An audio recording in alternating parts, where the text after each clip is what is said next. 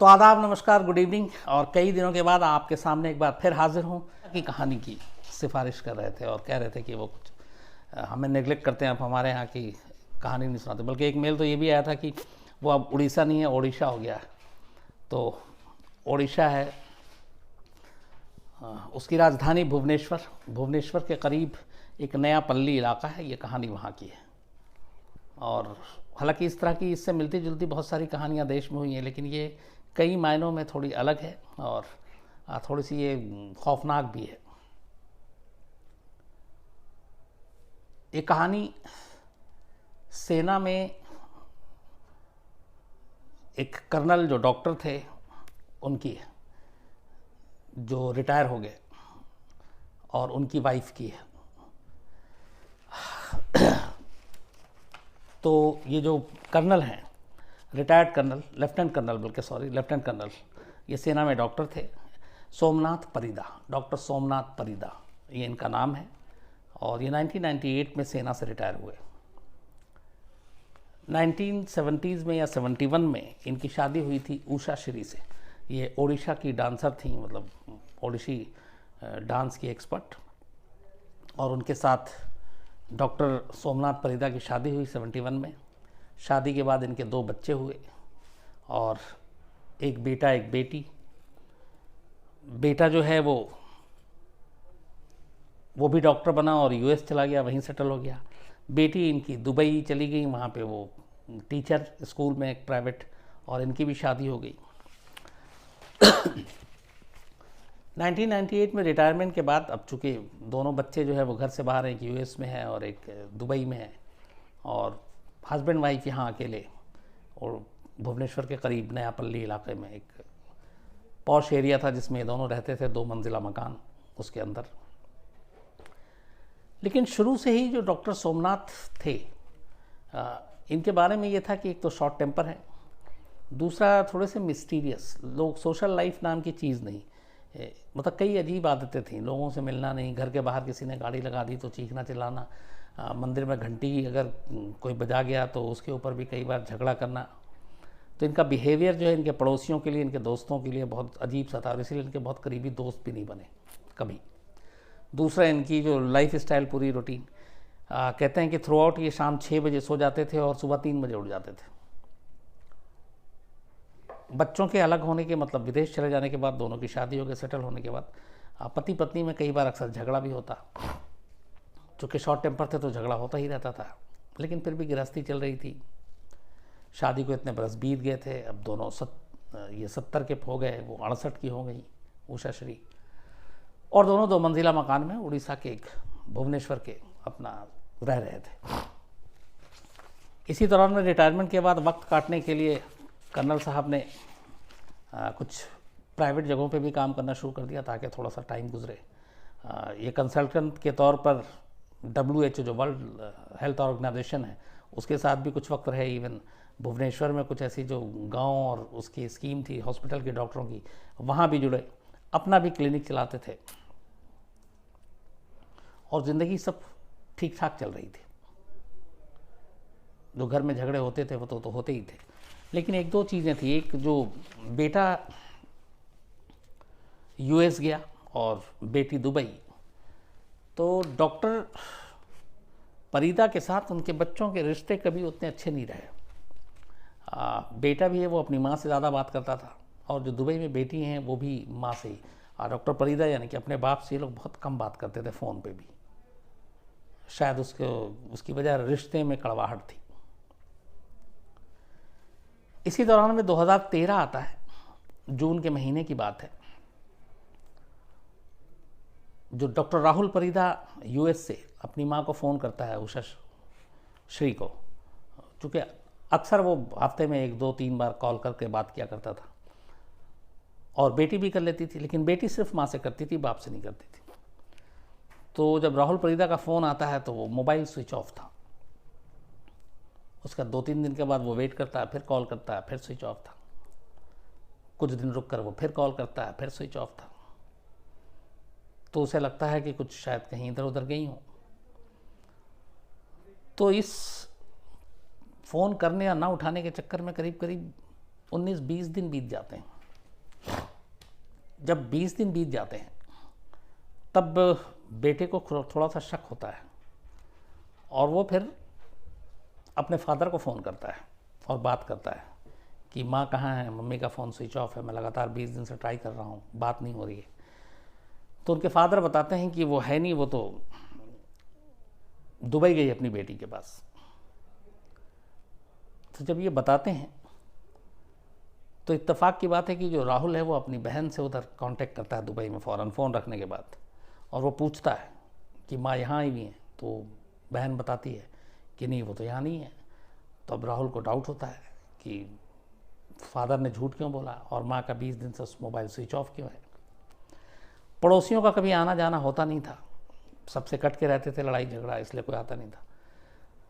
तब फिर डॉक्टर फरीदा के बेटे ने अपने यहाँ पर मामा को फ़ोन किया जो भुवनेश्वर में ही रहते थे, और उनसे कहा कि ऐसे ऐसे है, माँ 20 दिन से फ़ोन नहीं उठा रही है, और मैंने फ़ोन किया तो वो कोई जवाब नहीं दे रहे, और वही उन्होंने कहा कि वो दुबई गई है, तो आप ज़रा चेक करके बताइए, घर पे चाहिए।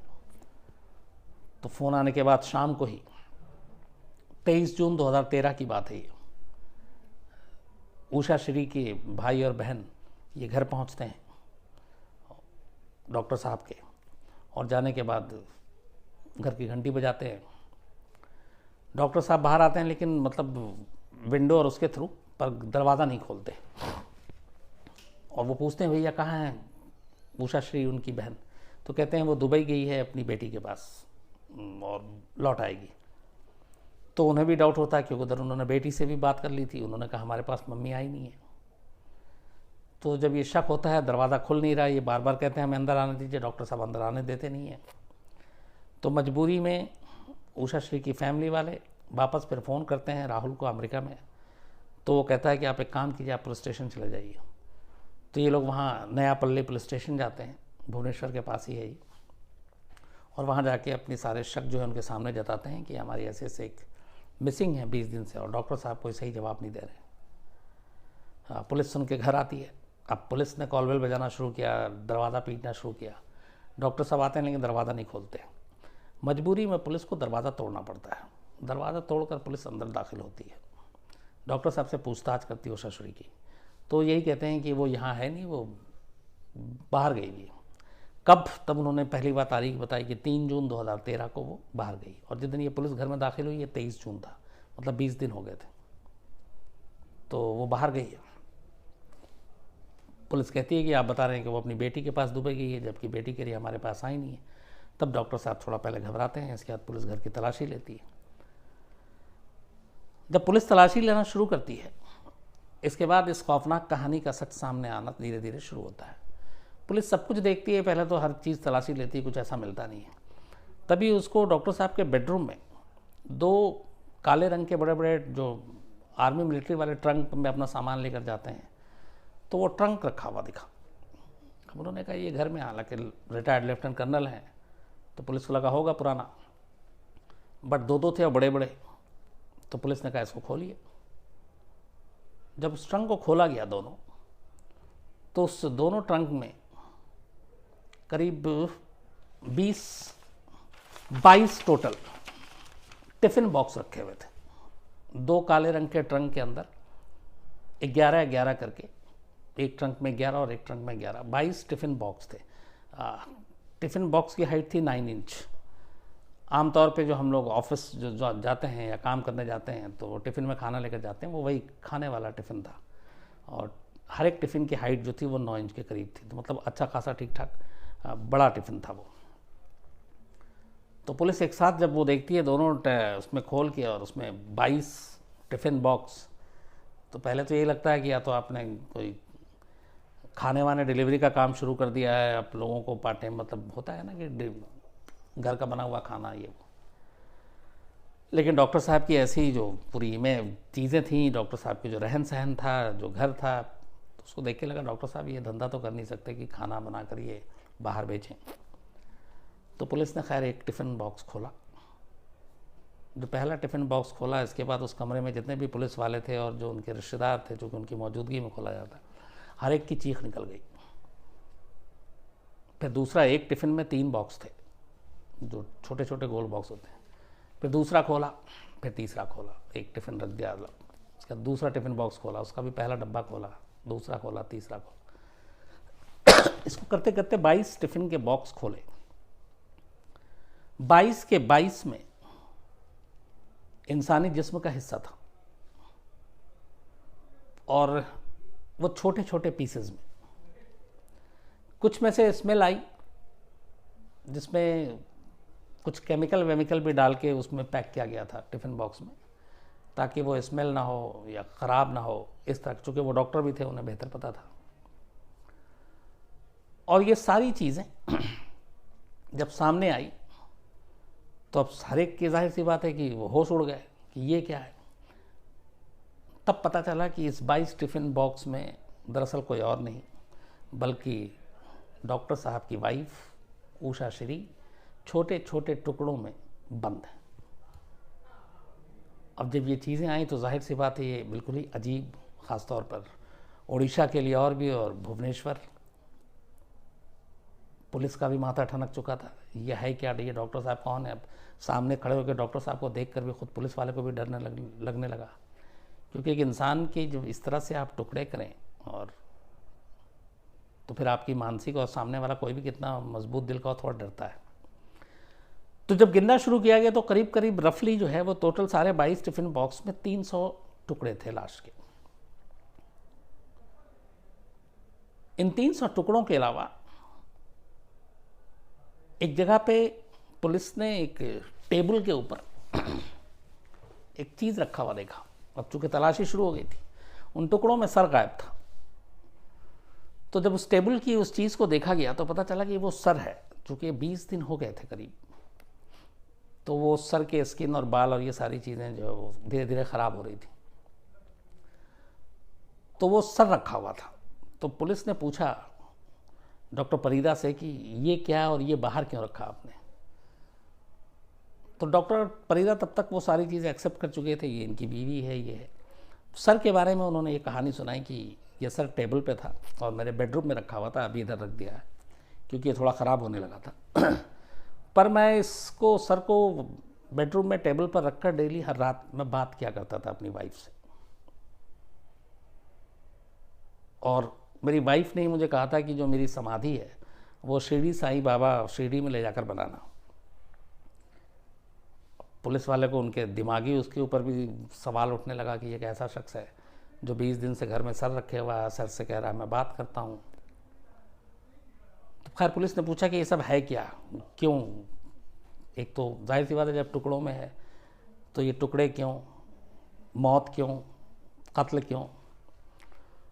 तो लगातार कई घंटे तक डॉक्टर परीदा एक ही चीज़ बोलते रहे। उन्होंने कहा कि 3 जून की शाम को अचानक उनकी बीवी को बहुत तेज़ गुस्सा आया और उन्होंने कहा कि मुझे शिरडी जाना है, मेरी शिरडी में समाधि होनी है, तो इसलिए मैं मर रही हूँ। और अपना ज़मीन पे सर पटक पटक कर उसने अपनी जान दे दी। तो ये एक सुसाइड है। अब डॉक्टर साहब एक्सेप्ट करने को तैयार नहीं कि ये मर्डर है। पुलिस को उन्होंने पूरी कहानी सुना दी। तो उन्होंने कहा कि ठीक है, वो आप मर गई, सुसाइड है, तो आपने पुलिस को क्यों नहीं खबर किया, आपने अपने रिश्तेदारों को, बेटों को, इन सब को क्यों नहीं बताया? तो डॉक्टर साहब ने जवाब दिया कि चूँकि उसकी एक तमन्ना थी कि मरने के बाद उसकी समाधि शिरडी में बने और इसीलिए उसने सुसाइड किया। तो उसकी सुसाइड की खबर मैं दुनिया वालों को देता तो मेरी जो समाज में एक इमेज है वो ख़राब होती है और लोग समझते उसने मेरी वजह से सुसाइड किया। इसलिए मैंने उसकी इस खुदकुशी को छुपाने के लिए उसकी मौत की कहानी को ही छुपा दी। तो बोला फिर ये टुकड़े क्यों? तो बोला चूँकि अब मैंने मौत की कहानी छुपा दी, दुनिया को ये ना पता चले कि ये खुदकुशी है, और शिरडी में उसकी आखिरी तमन्ना है कि समाधि बननी है, तो मैंने अपनी बीवी की आखिरी ख्वाहिश पूरी करने के लिए उसकी लाश के टुकड़े करने शुरू किए। और उसके लिए मैं फिर 2 ट्रंक खरीद कर लाया, 22 टिफ़िन बॉक्स लेकर आया, और हर दिन मैं लगातार उसके टुकड़े करता था और टिफ़िन बॉक्स भरता जाता था। उसने कहा कि पहले दिन उसने करीब 100 टुकड़े किए थे, सबसे ज़्यादा। उसका धीरे धीरे कम करना शुरू किया। तो पुलिस की ये पूरी कहानी थी। अब जो पुलिस को सुनाई कि ये खुदकुशी थी, वो छुपाना था, समाधि बनानी थी, इसलिए दुनिया को मौत की खबर ना मिले तो पहले टिफ़िन बॉक्स में रखा, फिर ट्रंक में रखा। लेकिन जाहिर सी बात है पुलिस इन चीज़ों पे भरोसा करती नहीं। पुलिस ने अपनी जांच शुरू की। पोस्टमार्टम रिपोर्ट से लेकर फिर DNA, फिर पॉलीग्राफ टेस्ट हुआ, तो पता चला कि खुदकुशी की थ्योरी गलत है। जिस तरीके से वो बताया कि सर पीट पीट के अपना ज़मीन पे वो उसने जान दी है, वो गलत निकला। वो ये था कि किसी भारी चीज़ से मारा गया सर पे और उसकी वजह से मौत हुई। उसके बाद डॉक्टर साहब ने चूँकि वो डॉक्टर भी थे, 4-6 तरह के अलग अलग हथियार से उन्होंने उसके बॉडी के टुकड़े किए। सर्जिकल नाइफ्स का इस्तेमाल किया, चाकू का इस्तेमाल किया, ब्लेड का इस्तेमाल किया, आयरन कटर का इस्तेमाल किया, हथौड़े का इस्तेमाल किया, और इन सब का इस्तेमाल करने के बाद उन्होंने छोटे छोटे टुकड़े किए और उन टुकड़ों को टिफ़िन बॉक्स में भरते गए। और उस टिफ़िन बॉक्स में कई बार फिनाइल और कुछ और केमिकल वो भी डालते गए, ताकि एक तो स्मेल ना हो और किसी को पता ना चले।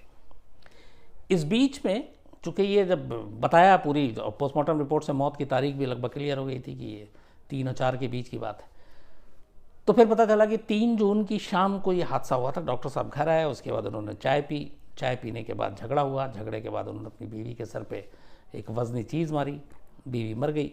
उसके बाद उन्होंने उसको बैठ के तसल्ली से बाथरूम में उसके टुकड़े करने शुरू किए और फिर वो टुकड़े बाथरूम में ही रखे। फिर वो धीरे धीरे टिफ़िन बॉक्स खरीद कर लाया, एक साथ 22 नहीं लाया ताकि शक ना हो कि 22 का क्या करेगा। तो फिर ट्रंक लेकर आए, उसके बाद उसमें उन्होंने भरना शुरू किया। और इस दौरान में वो अपने सारे रूटीन काम वैसे ही करते रहे। उनको जाना होता था, जब डेली क्लिनिक भी जा रहे हैं, लेकिन सिर्फ एक चीज़ अलग थी। इन 3 जून से लेकर 22 जून तक उनके घर में ना कोई पड़ोसी, रिश्तेदार या कोई भी आता था, सबको भगा देते थे, घर के अंदर एंट्री नहीं थी, नंबर 1। नंबर 2, 3 तारीख की शाम से ही, बल्कि 4 तारीख की सुबह से ही जो घर में मेड और नौकर और वो धोबी आता था, उन सबको मना कर दिया कि मेरी वाइफ दुबई गई है बेटी के पास, तो अब वो जब आएगी तब तुम लोग आना, तो अभी मत आना। तो उन सबको छुट्टी कर दी, घर में किसी की एंट्री नहीं। अब ये घर में सिर्फ अकेले। कभी कोई भूले भटके भी आ जाता था तो सवाल ही नहीं दरवाज़ा खोलने का, वो बाहर से ही चलता कर देता। क्लिनिक लेकिन टाइम पे जाना, 6 बजे शाम को सोना, 3 बजे उठना, ये भी रूटीन में शामिल रहा।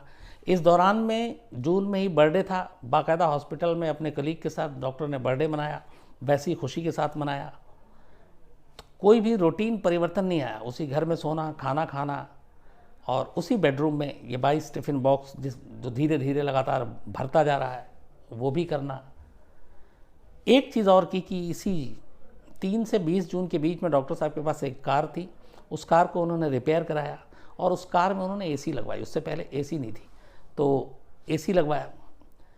तो बाद में पता चला कि वो AC कार में इसलिए लगाई गई थी कि जैसे ही डॉक्टर साहब को मौका मिलेगा। अच्छा हाँ, उन्होंने एक कहानी जो सुनाई थी वो ये कि उनकी समाधि जो बनाना है, उषा श्री की, उनकी वाइफ की, उनकी तमन्ना थी कि वो 27 सितंबर को बनाया जाए, जब साईं बाबा का की जो बर्थ डे होती है उस दिन। तो इसीलिए वो इसको टिफ़िन बॉक्स में रख के और वेट कर रहे थे, और गाड़ी में फिर AC भी लगवाई। और वो लगाने की वजह ये थी कि जब ट्रंक में और टिफ़िन बॉक्स में वो बॉडी को लेकर निकलेंगे घर से, बाय रोड ही जाने का शायद सोचा, तो वो ख़राब ना हो जो लाश के टुकड़े। हालांकि पुलिस की थ्योरी ये है कि ये कहीं शिरडी नहीं ले जाते, ये सब कुछ इसलिए किया था ताकि जब कभी मौका मिलता ये बाहर ले जाकर उस सारे टुकड़ों को डिस्ट्रॉय कर देते, कहीं फेंक देते। लेकिन उससे पहले चूँकि 20 दिन से लगातार स्विच ऑफ था मोबाइल, बेटे को शक हुआ और घर वालों को भेजा, तो फिर ये डॉक्टर साहब की सारी चीज़ें जो है सामने, ये खुलासा हुआ और उनकी कहानी सामने आई। उसके बाद वो पुलिस ने फिर उनका पॉलीग्राफ टेस्ट भी किया और सब कुछ क्लियर हो गया कि हाँ, डॉक्टर साहब ने मारा। अब एक सवाल रह गया था, वो ये कि आखिर 71 के डॉक्टर साहब, 68 की उनकी वाइफ, और दोनों बच्चों की शादी हो गई, इतने लंबे वक्त से शॉर्ट टेम्पर भी, चलो झगड़ा भी होता है, अब कत्ल क्यों किया? हालांकि जो पुलिस थ्योरी लेकर आई उसमें क्लियर नहीं था मोटिव, लेकिन एक कहानी आई थी कि एक महिला थी जिसके साथ डॉक्टर साहब की नज़दीकी थी और वो महिला उनको बाद में ब्लैकमेल करने लगी, और उस ब्लैकमेलिंग की वजह से उनकी बीवी से उनका झगड़ा बढ़ गया, और उस बढ़ते हुए झगड़े की वजह से उन्होंने अपनी बीवी को मार डाला। लेकिन ये ऑथेंटिक कोई रीज़न जो है, मोटिव इसके पीछे का, वो क्लियर नहीं हो पाया। लेकिन ये है कि ये अपने आप में उड़ीसा के इतिहास में एक ऐसा केस था कि जिसमें एक आर्मी के रिटायर्ड लेफ्टिनेंट कर्नल डॉक्टर जो अपनी बीवी के करीब 300 टुकड़े करते हैं, 22 टिफ़िन बॉक्स में रखते हैं, ट्रंक में रखते हैं, और फिर उसको लेकर सीढ़ी जाने की बात करते हैं, और सर जो है वो टेबल पर रखते हैं, और पुलिस को लगातार जितने भी वो थे सारे वो ये कहानी सुनाते हैं कि इस सर से मेरी बात होती है, मेरी बीवी से मेरी बात होती है। लेकिन उनके जितने भी टेस्ट हुए उसमें उनका मेंटल और वो सारी चीज़ें बिल्कुल परफेक्ट थी, ठीक थे। फिलहाल वो भुवनेश्वर के पास ही जेल में है और मुकदमा चल रहा है। आगे क्या होता है जो भी मैं आपको ज़रूर बताऊंगा, लेकिन ये वो कहानी है जिसको सोचकर ख़ासतौर पर जो भुवनेश्वर के लोग हैं आज भी सुनते हैं तो सिहर उठते हैं, और इन डॉक्टर साहब के बारे में सोच कर ही कि कोई कैसे कोई शख्स अपनी बीवी के 20 दिन तक टुकड़े करता रहे, टिफ़िन बॉक्स भरता रहे। ना मालूम कई बार हो सकता है कि डॉक्टर साहब की बीवी नहीं, डॉक्टर साहब जब ड्यूटी पे जा रहे हो तो टिफ़िन में खाना दिया हो, लेकिन आप सोचिए कि उसी टिफ़िन में वो अपनी बीवी को भर रहे हैं, और भरने के बाद अपने बेडरूम में ही रख रहे हैं, वहीं ज़िंदगी जी रहे हैं, वहीं खा रहे हैं, वहीं सो रहे हैं, और अपनी नॉर्मल लाइफ भी जी रहे हैं। तो हर तरह के लोग होते हैं दुनिया में, और ऐसी जब कहानियाँ सामने आती है तो कई बार वाकई दिल दिमाग सब बेचैन हो उठता है। लेकिन फिर सोचते हैं कि ऐसा क्या चीज़ है जो इस दुनिया में ना हुआ हो। हर तरह के क्राइम, हर तरह की चीज़ें हुई हैं, तो उसमें से एक ये भी।